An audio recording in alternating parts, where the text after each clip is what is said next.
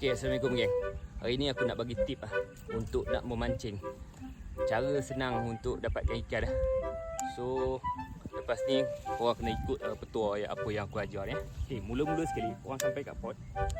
Pertama sekali, korang kena tepuk air dulu 3 kali. Tak lebih, tak boleh lebih, tak boleh kurang. Contoh tepuk air dulu 3 kali. 1, 2, 3. Tepuk ke jentik ke boleh. Okey, lepas tu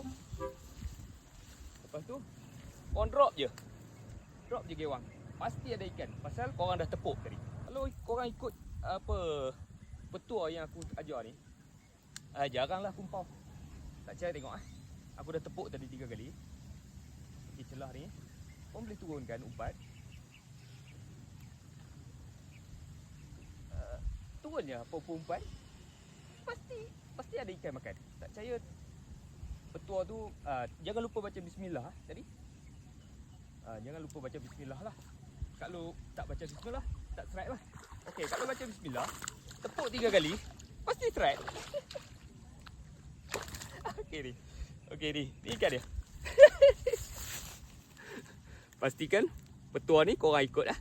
Tengok, bukan saya kecil-kecil ni.